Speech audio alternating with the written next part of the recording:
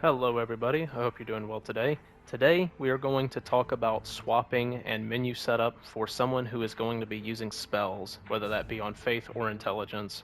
We're going to be going both over my legitimately farmed, my level 80 character today for the faith option, and then for our intelligence character I'm going to swap over to my meta level character. Now, it is to be noted that there is a lot of things that I'm assuming that you already know, things that we have covered in the previous 3 episodes of this series. So if this is the first one you're seeing, I would recommend going back and watching those 3 before we start on today's episode, because I will not really be going over those things again. So when it comes to being a caster, you're going to need to first decide if you're going to have your casting tool in your offhand or your main hand. So we're starting with an example in the offhand, since a faith caster doesn't have a whole lot of reasons to put it in their main hand. So the thing is that you're going to have setups that are going to be quite good with a main hand weapon and your offhand casting tool. But the thing is that an important aspect of being a caster is that you can run a build that is entirely centered around casting, like no weapons at all. But generally speaking, at the very least, as an invader, this is usually not a very good idea. And the reason is that you have 3 targets that have a very high likelihood of playing very passively and not working into your frame traps and stuff like that, that having standard weapons that don't cost FP is a very big deal. So our first setup is going to be essentially in very close proximity to a couple offhand weapons to benefit our main hand halberd. So we have a main hand halberd and a main hand halberd with an offhand seal with, say, combustion or catch flame. It's going to be extremely powerful because you're going to have the running L1 of the catch flame, and it's going to work extremely well with the halberd. Now, here in a second, I'm actually going to equip the spells, but I will get to that in a second. But the thing is that we have an entirely FP-less setup right here. We have our offhand thrusting sword, which is obviously very powerful. We also have an offhand cestus.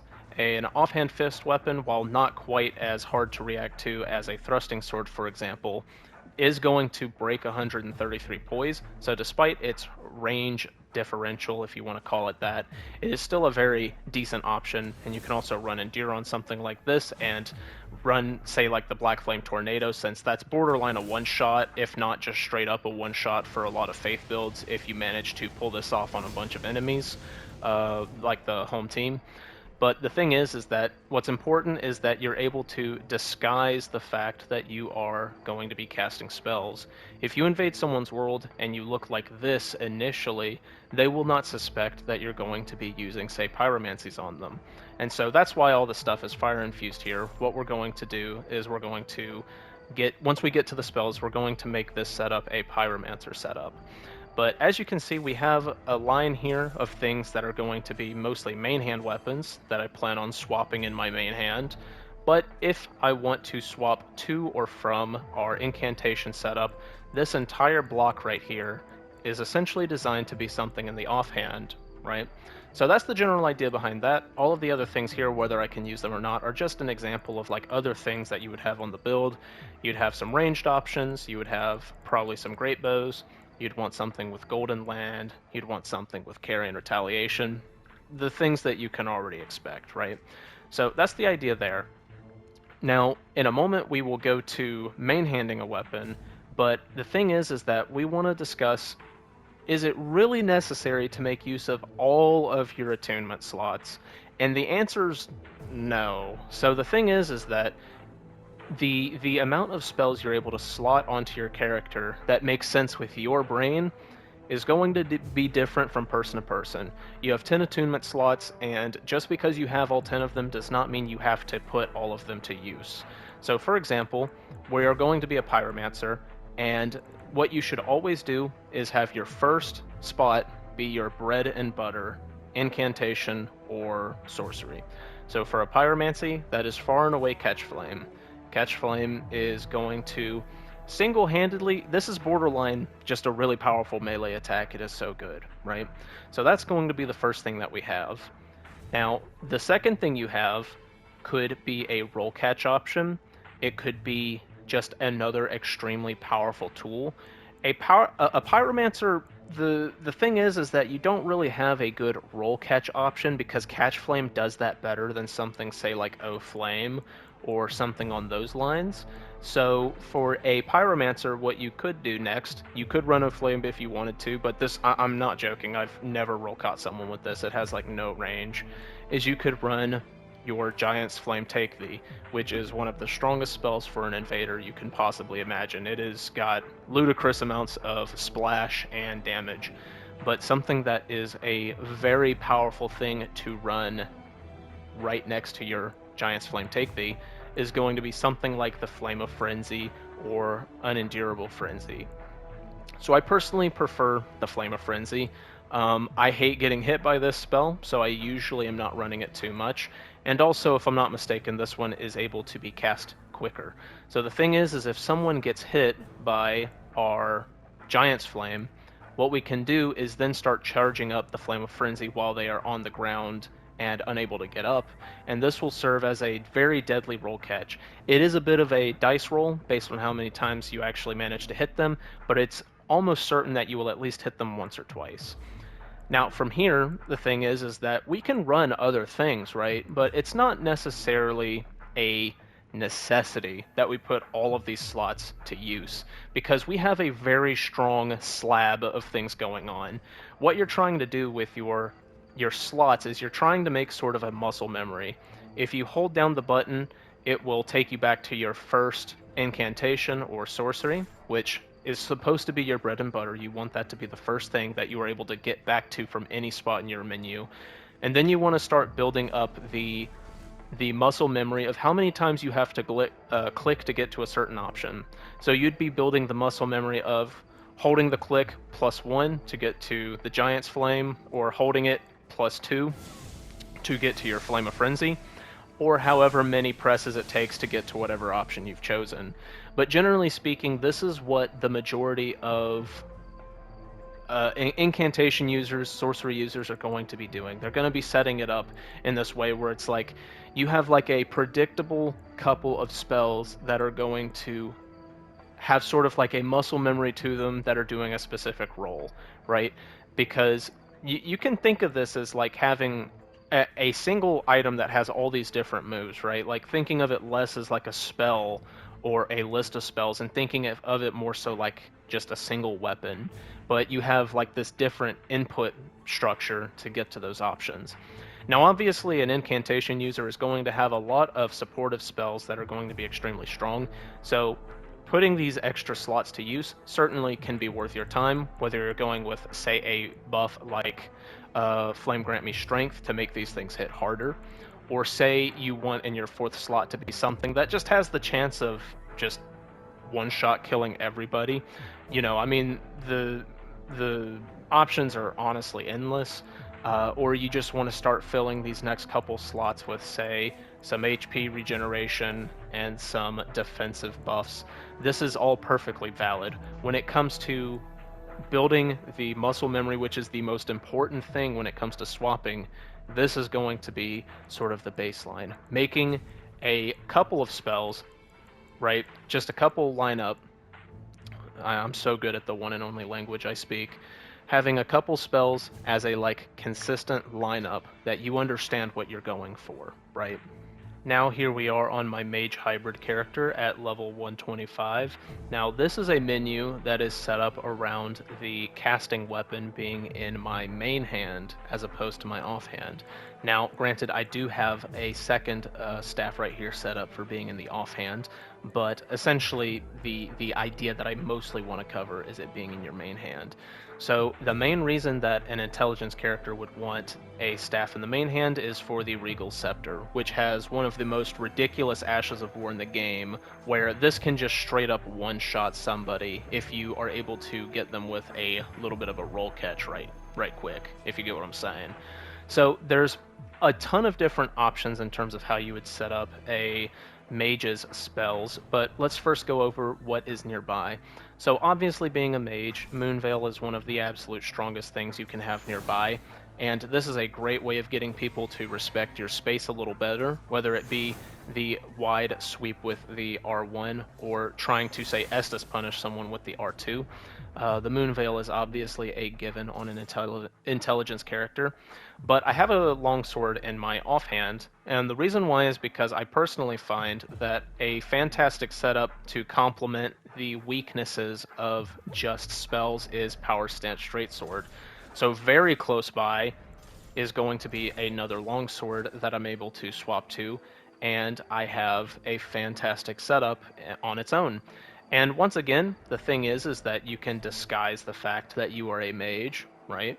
Nobody has to know that you're a mage if you look like this, but if you swap to the cornucopia and then this, for example, maybe you don't need armor that gives away what you are, but assuming you have built your character in a way where, yes, you do need this specific headpiece to reach your minimum requirements for the scepter, for example, then it might be beneficial to make sure that you are presenting that information to your opponent as late as possible, where you guys are already fairly close to each other, making sure that they don't have the opportunity to go use some sort of buff to try and mitigate your damage. So let me swap back to the cornucopia. So that's the first example when it comes to in the main hand, right? Like this is a really good option for an intelligence character, in my opinion. This is like a super strong setup, having the PSSS near the Regal Scepter. Now, when it comes to setting up the inventory, the spell inventory for a mage, this is something that is a bit more dynamic than a incantation character, because you have kind of two bread and butters when it comes to a sorcerer. It comes down to whether you want to go with Swift Glintstone Shard as your bread and butter, or if you want to go with Carrion Slicer. So we're going to start with the Slicer example because this is a little bit easier to show how the sort of like, what's the word I'm looking for? The muscle memory plays into it, right? So let's say something kind of like this, okay? Let's just say you're limiting yourself to 4 spells. That's what you want to work with, okay? Carrion Slicer is nowhere near as good as it used to be, but it is still a very good option. And the thing is that you are setting yourself up in a way where the Slicer is 1 away, and then there is a roll catch very close by. And then also what you're going to have as a, say, hold tick into 1-2 is a hyper armor option in the form of the gavel, right? And then we just have Night Maiden's Mist here because as an invader, this is a invaluable spell. By the way, guys, I'm working on a huge video for Mage Hybrid, so stay tuned for that.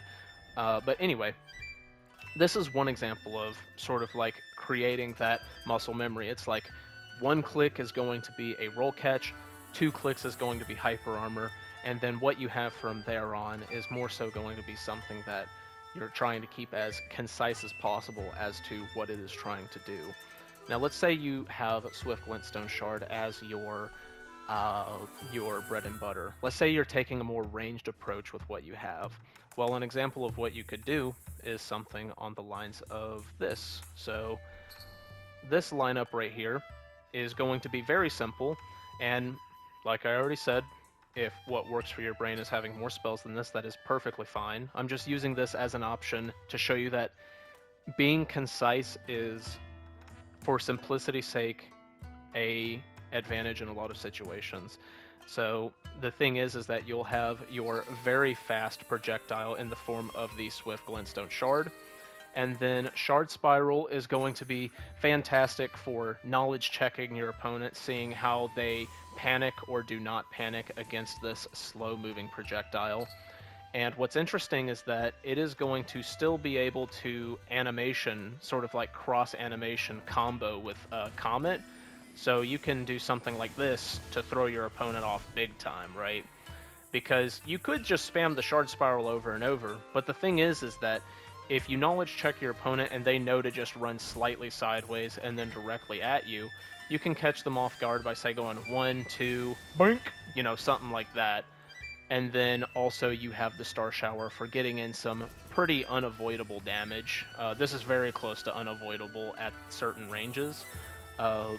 So yeah, even though we do have 6 more slots that we could put things in, this is still an extremely powerful setup, right?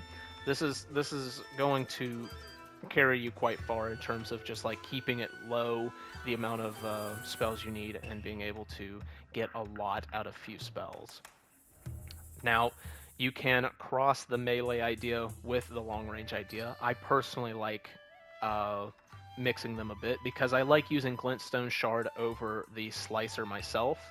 So normally you will see me doing that. And then considering that I'm a mage hybrid where I'm going to be putting my opponent into hit stun with a weapon of some sort, I like having the Piercer right there. And then having either the Hyper Armor option or say the Glint Blade right here, because Glint Blade is essentially creating a sort of like impending pressure on your opponent's brain, right? Because it's going to shoot eventually based on how long you charge it, and so that's something I personally like doing. So, like I already said, the you have a full roster of sorceries and incantations to choose from. The way that you want to do it is entirely up to you, but I'm just giving you like the most simple examples of how most people do it.